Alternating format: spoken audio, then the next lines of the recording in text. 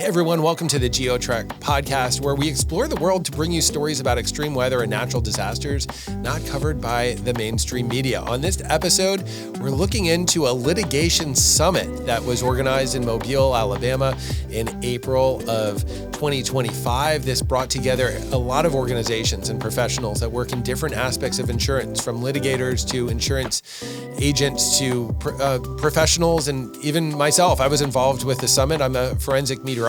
We were all getting together to talk about the insurance landscape and especially address this issue of insurance fraud. So this is going to be an interesting episode.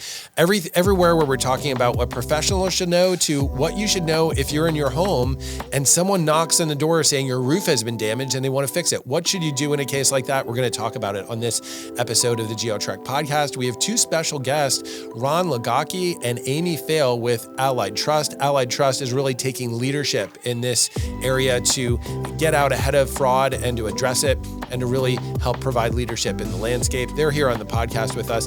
And as always, we're bringing you latest coverage of stories about extreme weather and natural disasters not covered by the mainstream media.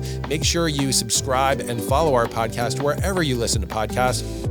Don't forget about our YouTube channel as well. We're really growing our video podcast as well. So make sure you follow and subscribe so you don't miss any episodes of the GeoTrek podcast. Now let's jump into the latest episode here where we look into the litigation summit in Mobile, Alabama. Well, without further introduction, Ron and Amy, thank you so much for taking time to come on the GeoTrek podcast. Thank you, Hal. Thanks for having us here. So, quick disclaimer, we're all sleep deprived. That's why I am confident this is going to be the best podcast we've ever done. We have no idea what's going to be said, but it's going to be great. Y'all put in so much work with the litigation summit. I know you really facilitated an amazing summit here, a lot of different partners. Let's start with who was involved in the summit and who came here to participate.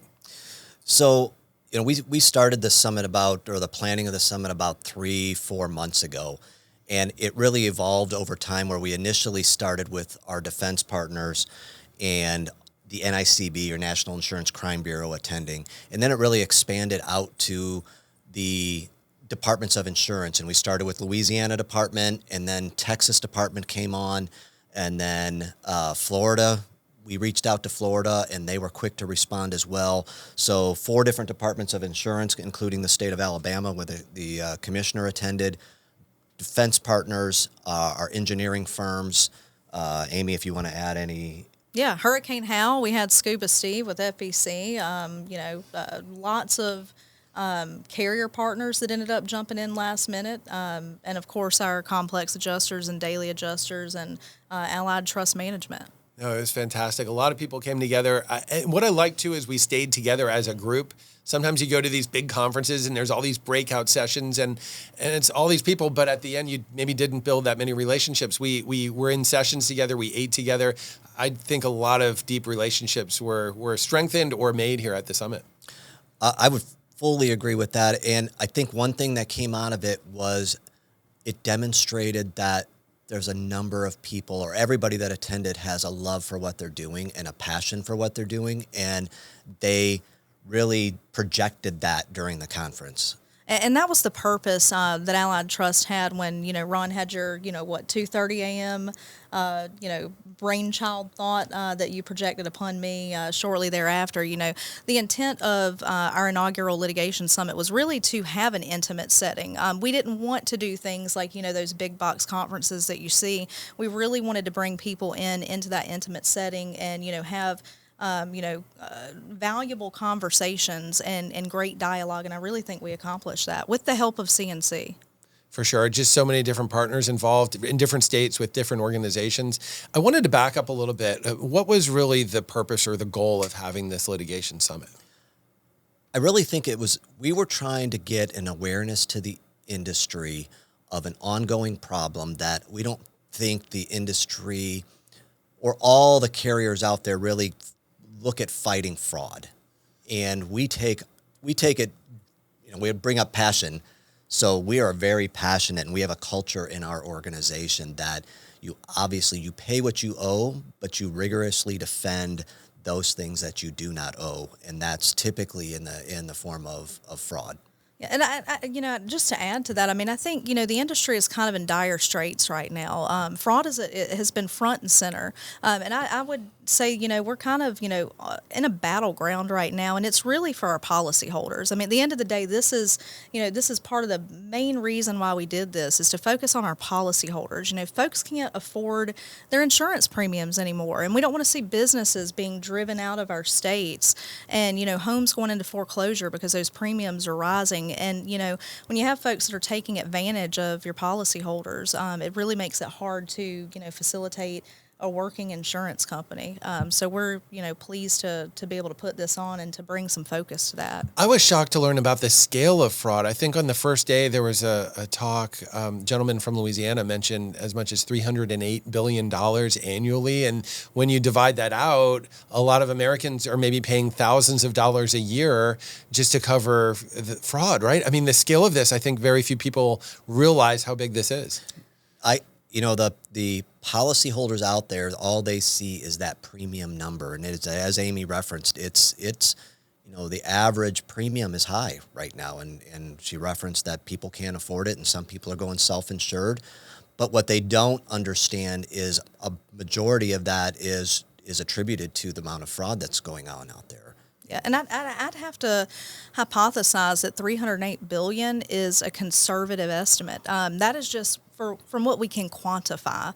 That doesn't take into account, reporting that, metrics that, we just can't look into right now. So what would you say are the main ways? I mean, there are obviously dozens of different ways people can commit insurance fraud, but especially with catastrophe insurance, property losses, what are maybe the 2 or 3 main ways we see fraud playing out?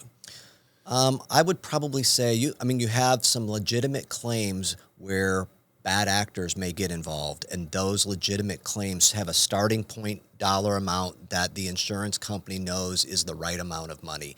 And from there, they're inflated, and not inflated by 1 time, 2. These are like multiple 5-time inflated what the original estimate is. And that's one huge contributor. When you say inflated, you mean like a roof should be maybe $40,000, but they're writing it as maybe 80 or 100 or double Absolutely. Or tripling That's exactly what it actually is. Yep. And I would say, you mentioned catastrophe, and I know, we know what you do out in the field. Catastrophe fraud is, also a multi-billion-dollar industry. You've been out, in the streets after, the severe flooding, after, massive wind events, tornadic activity, hurricanes, and that is when people are at their worst. We like to say, when you purchase your home, typically that is the largest investment that an adult makes, so that, you have a lot of love and a lot of, emotion in that home. And when it's damaged, we need to be there for you. But you have, unfortunately egregious and nefarious actors that are preying on the backs of folks at their most vulnerable time. And I'd say that's, kind of probably number one. And I'd say the inflation ties into that. I'm glad you brought up that fact that you have bad actors preying on storm victims, because sometimes when people think fraud, they're thinking it's the policyholders maybe that are behind the fraud. I mean, we know that can happen, but it seems like sometimes you'll have maybe an elderly woman, she's just at home and there's a knock on the door, right? All of a sudden someone's saying you have damage to your home. There was a hailstorm or something like that. And these bad actors may actually prey upon the victims or people that actually weren't victims of a storm, but they're told they were, it sounds like. Many times the policyholder doesn't even know that behind the scenes, somebody has inflated their claim to an amount far beyond what they thought their loss was. So they are. That's right. They're not in the industry. They wouldn't know what the number should be, right? Yeah. So it's somebody coming in behind them saying they may not even know they're represented in some cases, or they may not know that they have signed something with a roofer who's now taking over their claim.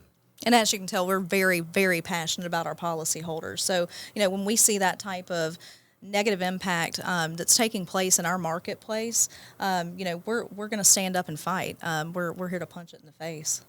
With fraud being so prevalent, so many different organizations and entities often are just settling and saying, well, we'll just come to terms with the fraud.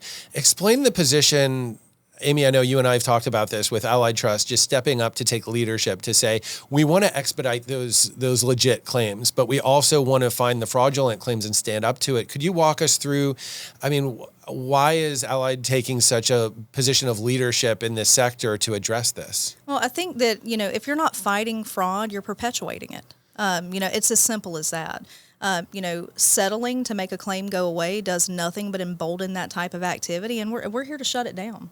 Yeah, we don't want to reward bad behavior, right? So we make the people that are the bad actors and the people performing the bad behaviors accountable, and maybe move on to a different area or get out of the business altogether, or ultimately pay the final price of getting arrested or something that maybe the departments can support us with. Yeah, Amy, I think you and I were talking about rampant fraud in one area where Allied Trust stepped up to fight back on this, and you shared a story about how then some of these bad actors just disappeared and stopped trying to perpetrate. Could you tell us a little bit about that story? Yeah, absolutely. We could go on for hours talking about, the things that we've done to combat insurance fraud. But, we've had, situations where we've found certain roofing companies that are pushing out documents to their salesmen and their door knockers that says, if you have an Allied Trust policyholder, don't do this. So that's kind of one example. You're doing something right when you have your name on a piece of paper with that type of nefarious actor. We were really proud to see that. We also have unfortunate situations with not only storm chasing post-storm, but we've had situations where you've got roofing companies that are hopping up on roofs and actually physically causing damage to our policyholders' roofing systems. And we find that type of activity, we pursue it vigorously, and we make a point that we're not going to pay for those claims. And in one situation, we invested quite a bit of money to fight a group fraud ring investigation. We closed that investigation, a year ago. Right. We've not seen that entity again thereafter. At the summit, we've talked about these intentional damages, which I believe is called manual manipulation or other things. So how can we identify manual manipulation, say, of an alleged hail event that never happened? How can we tell that was manipulated? So there's certain cues. So hail has a certain area of impact, and it's typically random, right? So it's and there's usually soft metal damage. There's other indicators that it's hail. You have yourself and how we can establish through forensic meteorology that an event actually occurred, and absent that one trigger, which is one of many, taking pictures is another, that does the insured have photos. But there are ways, people taking quarters on a roof and making a circle mark to say that that's hail. They're pretty ingenious. Putting an attachment on the bottom of your shoe and just getting up and walking on it. Right, wearing golf shoes out there with spikes on them. We've seen ball pen hammers with plastic over the end of the hammer. So they're trying to get on the roof and actually make it look like there was hail damage or wind damage, but they're actually causing the damage themselves. Absolutely, and folks get very creative. But again, that's in our policyholders' detriment, and kind of in furtherance to Ron's point. We have to utilize great experts. So when we have a suspicion that type of activity is taking place, first of all, we got to loop the policyholder in. And secondary to that, we have to deploy the right experts. Historically speaking, I think carriers may have been behind the time in using canned weather reports, and so it's very important for us to get out in front of it by the use of utilizing forensic meteorology, also utilizing forensic engineering, so that we can, number one, support whether a weather event actually occurred, and in tandem to that with the engineering side of it to confirm, what type of damages exist, on that roofing system. And part of that, as you also referenced, we involve the insured, right? This isn't adversarial against the insured. This is informational. We want to know what happened, who was on your roof last, what did you see? What can you tell us about your claim? How were you approached with your claim? This is really interesting. So a lot of times you're really working side by side with the insured. They're the victim as well as you. You're kind of working together to put together the pieces of the puzzle and figure out what happened. Absolutely. We're partners with our business partners, and we're partners with our insureds. Yeah, I mean, our contract is with our policyholder. That's what we're there to do, is take care of them in their time of need. And I'm not going to speak for other carriers and other carriers' policies, but Allied Trust is also going to do the right thing when our policyholder's been victimized. When we're talking about manual manipulation, they're cooperative in that type of investigation. We cover vandalism.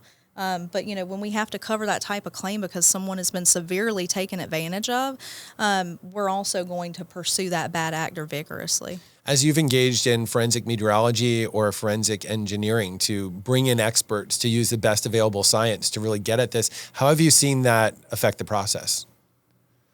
Well, how it affects it is it's getting it right? So it's not about getting a result, it's getting the right result. So utilizing experts in the process gets us to that right result. And we want to do the right thing by the insured, do the right thing by all policyholders, and do the right thing for the industry. And I know we're talking about, our litigation summit, but a large portion of the usage of forensic meteorology also has to do with substantiating claims. It's not just simply to flush out fraud. It's also to legitimize a claim whenever we need further detail and are able to support a coverage determination. I've been working with you all doing forensic meteorology, and I mentioned this in my talk. What impressed me so much about Allied Trust, you're actually giving me a very minimal amount of information, alleged date of loss and an address, and you're just then letting me do an independent analysis that's unbiased, right? You're not saying, well, we don't think this happened, right? You're just that's giving the me intent. And I love that because, sometimes we say we're really confident something bad, there was a big hailstorm here, and I pick that up right away. You just want to know the truth so you can expedite those legit claims, but fight the false ones. We don't want to taint your opinion because we're hiring you as an expert. So, to tell you, we don't think hail occurred on this date of loss. Can you figure it out? I think that, that's planting a seed. And so, our intent of utilization of any of our experts is just pure natural conclusion that you're going to come to, and we don't want to taint that distinction whatsoever. Right. We set it out, especially with our forensic engineer partners.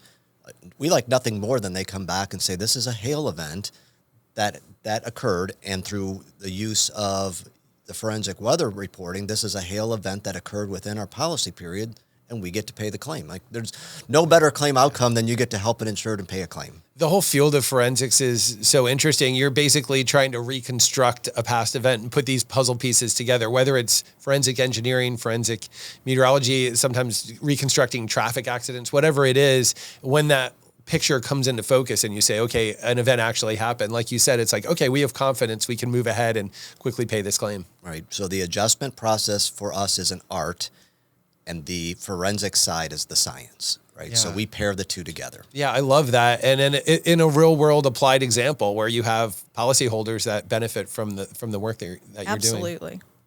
Where do y'all see this going in the future? I mean, we know fraud is increasing, but also we hear that catastrophe losses are also increasing. We have more sprawled areas. In some cases, we have different patterns in the climatology. Where's the field going, say, in the next decade? Well, I think a lot of it has to do with, carriers working together and sharing what we can.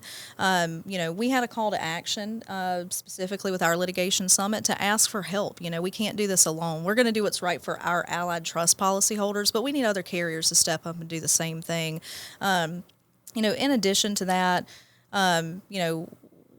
also, you have to have legislative reform. And you see, and we won't call out particular states, obviously, but, we see when, something substantive good happens in the insurance landscape in a certain state, you start to see those bad actors trickling into, neighboring states. So a large majority of that, too, and that's well beyond, my acumen and Ron's, is that, our legislators have to get up and do something about this. Yeah, and I think just from the turnout we had from the different departments, there is an appetite by every department, and they all have the similar struggles that they're going through. They all have the same desire to get in front of it, and there's really that overall, again, appetite for carriers to help them. Like, it's our job to identify it, to uncover the trend, to identify the bad actors, and then we hand it to them to take action.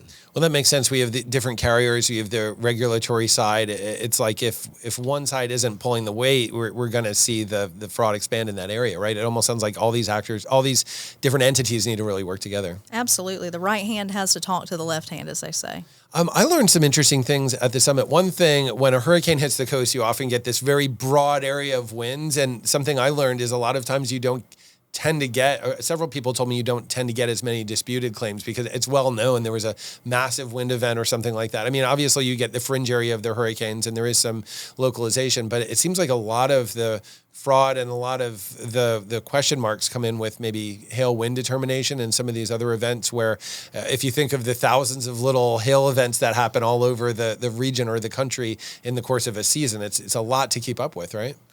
Yeah, I think when you see a catastrophe, there's a certain type of fraud that comes behind that. Of course, you have, as we mentioned previously, predatory vendors and things of that nature. Then you have, after a distinct amount of time, then you see, folks starting to come in and kind of get on the outskirts of where that storm actually may have caused damage, to maybe submit illegitimate claims. Without a catastrophe, you don't have the sense to be able to storm chase. So I think that's where we start to see the manipulation going on. Yeah, so there's a number of, as Amy said, in the large hurricane event, you have opportunistic people that come out to take advantage of people. Like especially coming in after the event. After like this the is event. National news, right? So people are coming from all over the place. All over the place. They get in their cars. They're ready to roll. And some are good. So there are a number of people that go out to help other people, but there are those that are not so good. What advice would you give for an insurance, a policyholder who gets a knock on the door and someone says, "Hey, I'm a roofer. We're doing, there was a severe storm in your area," something like that. I mean, what are the first steps that they should do? Like they're having this conversation with this person. They did not initiate the knock on the door. What do they do in those cases? I would probably say the first step is do not sign anything. You took the words out of my mouth, actually. Do not sign anything. If you're going to even contemplate signing something, read everything. Read the fine print. If you think you may have damage and you're being solicited for damage, it may very well be the case. But, I'd say with respect to a roofing claim, call 2 or 3 different roofers. Don't just take that first solicitation. Contact your homeowners insurance carrier. Let that carrier come out and do an inspection. Contact your agent. That's the process for filing a claim. That's the process for finding out whether you have covered damage based upon the contract that we hold with you. It is not to be taken advantage of by signing something that relinquishes your rights. As Amy said earlier, this is the homeowner's number one investment, typically. Sure. And so do your due diligence. Like contractors that are local, contractors that have a brick and mortar location in the city in which you live, probably a more likely contractor that you want to work with. I mean, maybe just treat it as though you were doing. Let's say you were doing a kitchen remodel, right? And maybe you're going to put in some new cabinetry and maybe some granite countertops.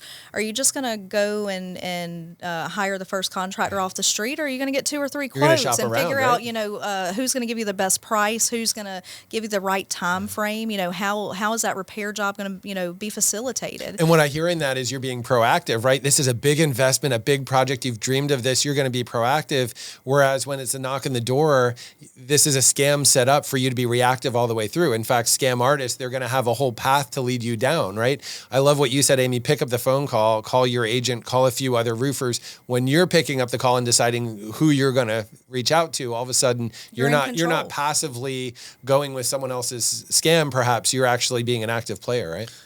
Right. And another trigger out there is when that door knocker, whoever it is already painting a bad picture about an insurance company, right? So they're painting it in advance because they're trying to take advantage of somebody.